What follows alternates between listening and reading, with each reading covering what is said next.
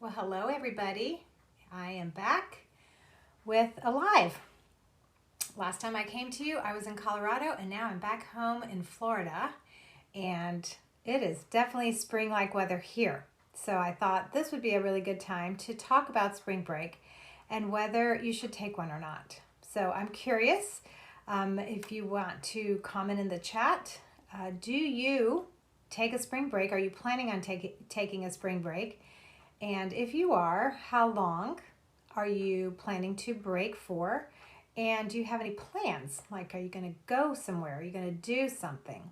So those are my questions to you. And so we're going to talk a little bit about what is a spring break and why do you even want to take one? So thank you for joining me. Hello, Linda and Anne. It's good to have you. So go ahead and let me know if you're planning on taking a spring break this year, and if you are, if you're going to do anything, if you're going to just stay home or if you're going to go on a trip, or what your plans are.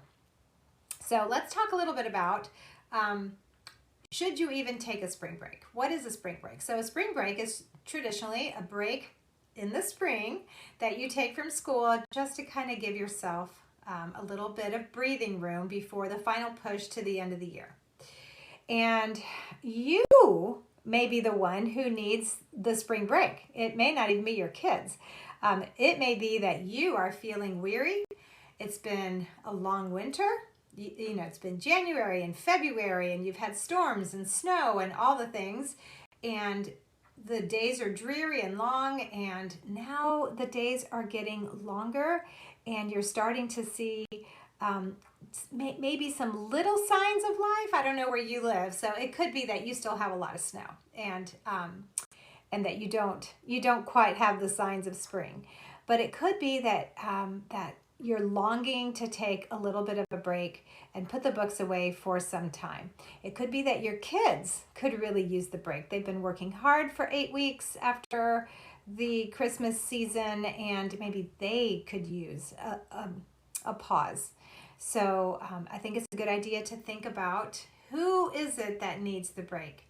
And then also, when is a good time? So maybe you want to take your spring break when your school time is or your school district, your zoned school is going on break, because all the friends are going to be on break. And so that's, you want your kids to be able to play with all the neighborhood kids and have fun together. But if you're thinking of going on a vacation somewhere, maybe you're going to go visit family, you're going to go visit grandma who lives out of state. Maybe you have family in the South, and you think, we're going to go visit Aunt so-and-so or cousin so-and-so who lives in Arizona or Florida or Texas, and get out of the snow. So you're thinking you want to go on a trip. So it's a good idea to evaluate if you should take your spring break the same week that your school's district is, or should you go at a different time? If you're planning on going south and you're going to drive, that's one thing. But if you're going to fly, flights are going to be more expensive if you're going to go to a sunnier climate.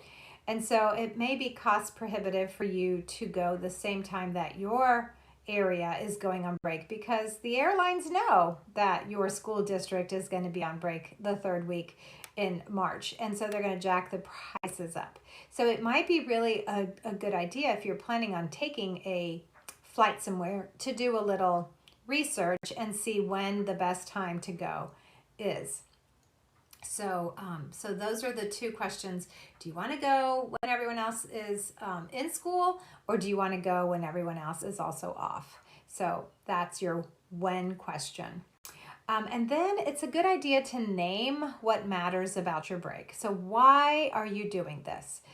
Maybe you have a house project that you want to tackle in the spring before the heat of the summer, and you need some time to be able to do that spring project.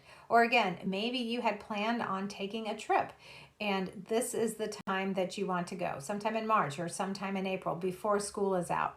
Maybe you're going to go on vacation before summertime, because summertime is a higher season. You have the flexibility. You might school during those really hot summer months when everyone else is out and crowding the national parks or whatever. But maybe you and your husband have decided, you know what? It's a really good idea to go now before the craziness of the summertime. So it's a good idea to name what matters. So I see a lot of you have joined. Can you let me know if you're planning on taking a spring break? And if you are, what you're going to do. So if you're thinking, yes, we're definitely going to take a spring break and we don't have anywhere to go, we're not planning on doing a vacation. We don't have family to visit, and we really can't afford to go, all four of us, to go on a week-long trip.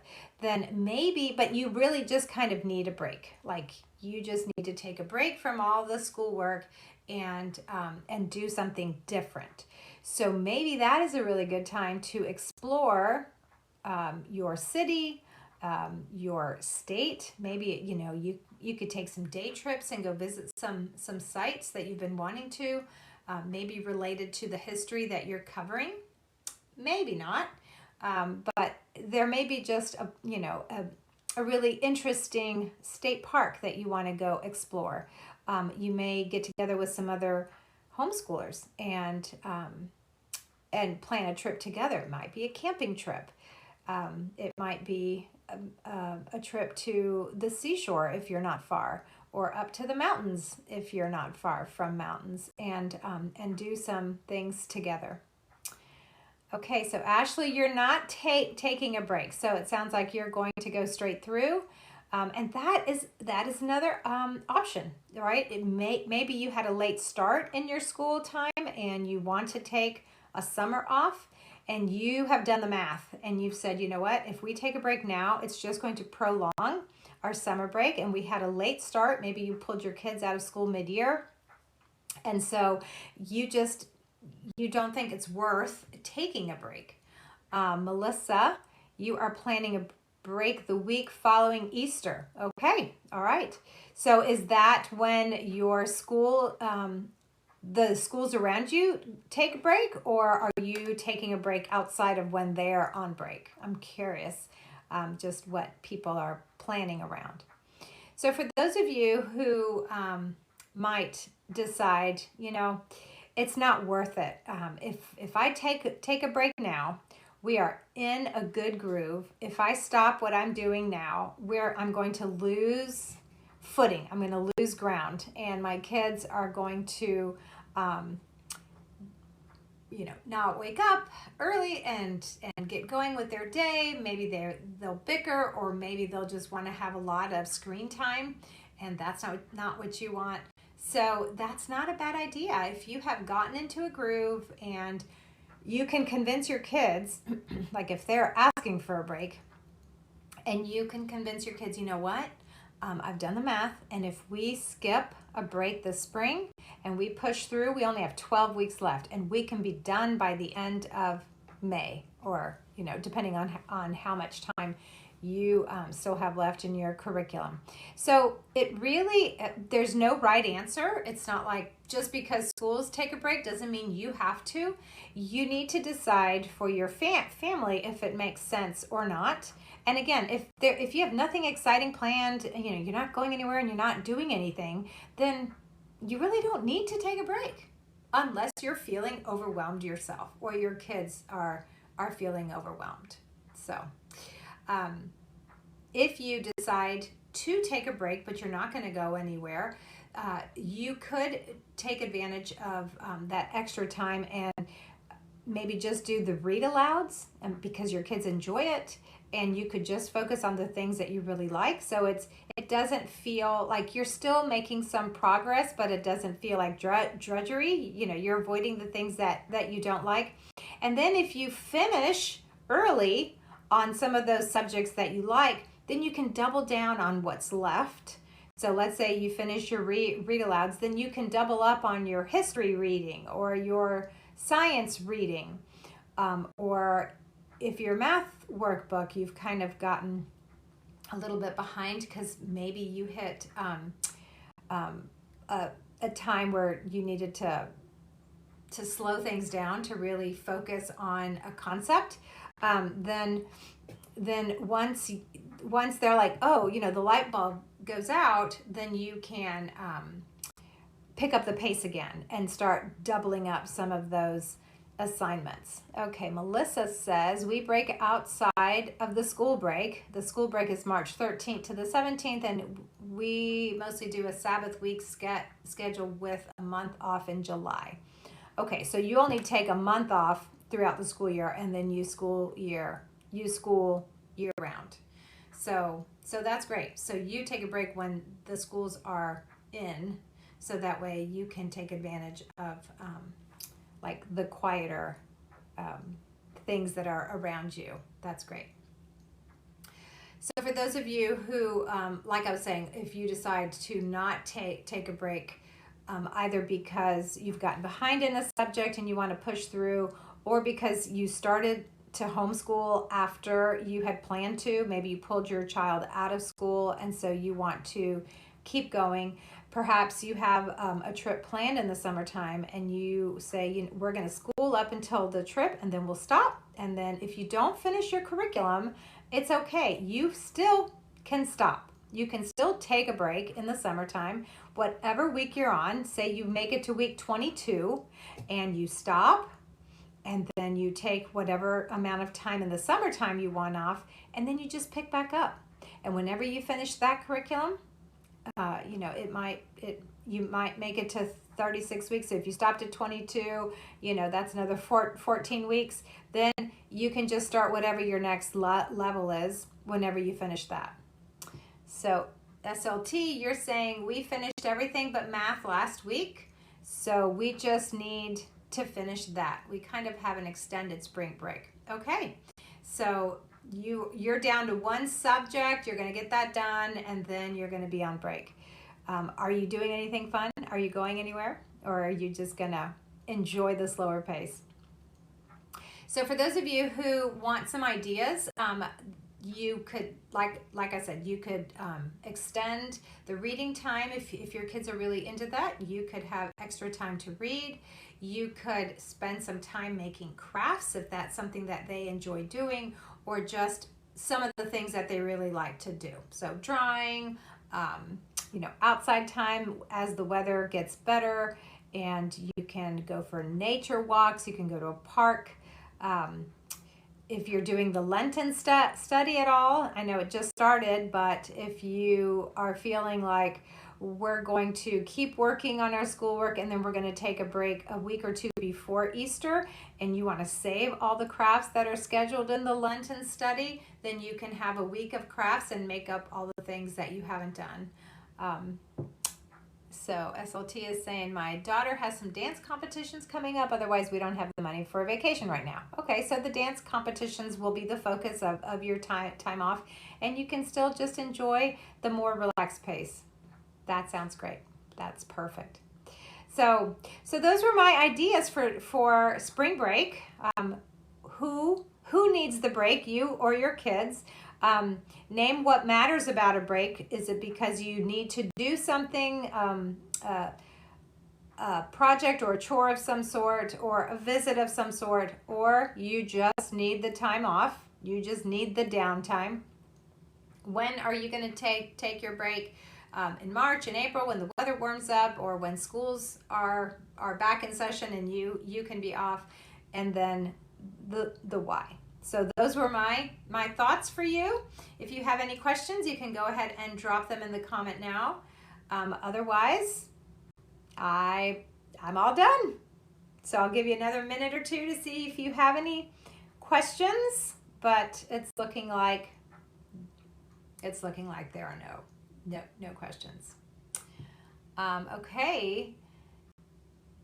Tendinellis is saying, I took a break last week to catch up on housework. Best decision ever. It's true. Sometimes when the house becomes too messy, you can't focus. You and your kids can't focus. So if you can just take a little break and maybe enlist your kids' help and get caught up on those things that have kind of gotten out of control, whether it's the laundry has piled up and you just have a lot to do. I live in a hot climate, so I have to rotate my winter and summer clothes. It actually gets chilly where I am, but it's not for very long. So I'm already in short sleeves. It's already warm here. And all my summer clothes are in the attic. So I need to bring my summer clothes down. And it's a bit of a rigmarole. So, there may be something like that where you have some catching up to do, or just to get the clutter back under control. So that's great. Okay, question, is it okay to not break traditionally and school year round? Oh, absolutely. Absolutely. Many of our customers do a non-traditional year. Maybe they school for 6 weeks and then take a week off all year round. So it works for them better to just take smaller breaks, but more frequent breaks, so that their kids don't lose ground. They don't forget things. They don't get out of the routine of school, because it is a routine. And if you get lazy, sometimes it's just hard. It's hard to start back. So absolutely, it's okay to break the tradition. This is why we get to homeschool. It's so freeing. We get to make our own choices about when we start, when we stop, when we take breaks, or whatever. So it is not, you do not have to follow what your school district is doing. We tended to, because my husband took a lot of work trips in the summertime, and so I wanted to have the time off. I needed a break to be able to focus on some projects around the house. I love to get outside in the garden, and so that was a great time for me to be able to do some of the things that I enjoy. And the kids really, they enjoyed going to Vacation Bible School. As they got a little older, they did camps. So those things were available in the summertime. And so we did tend to take a traditional summer break. But I have lots of friends. My brother's family, they homeschool, and he's a police officer. His job has shifted, and now he is no longer a patrolman, so he's not on the streets. But when he was, he had a very distinct schedule of 4 days on and 4 days off, 5 days on and five days off. So they would school when Dad was working, and they took breaks when Dad was off, and they would take like little trips. But even if not, they were home together and focusing on Dad. So yeah, so you break with Dad's breaks. Yeah. And if you're involved in a co-op, that can kind of steer your school year as well. If you're not quite as flexible to go on trips during the school year if you are taking classes through a co-op. But again, a co-op is just extra a lot of times. So if you feel like a break is important, then it's good. Actually, we are very non-traditional. My husband and I are in grad school, so we take breaks when our schoolwork is heavy. Absolutely. That makes a whole lot of sense. When you are under the gun, then the kids get a break. And then when your schoolwork lightens up, then you guys can hit it hard and do a little, some longer days, some longer assignments, maybe even school on the weekend. It's not a sin to school on the weekend. I'm originally from Italy, and when I was growing up, I did go to American schools, but when I was growing up, I think it's changed now, but schools in Italy went Monday through Saturday. They only had 1 day off a week. So again, you have the freedom to do what you feel you need to do. All right, my friends, thank you for joining me for this quick little discussion about spring break, whether you should take one or not. So I wish the best to all of you in whatever your decision is, and I hope you make the most of it.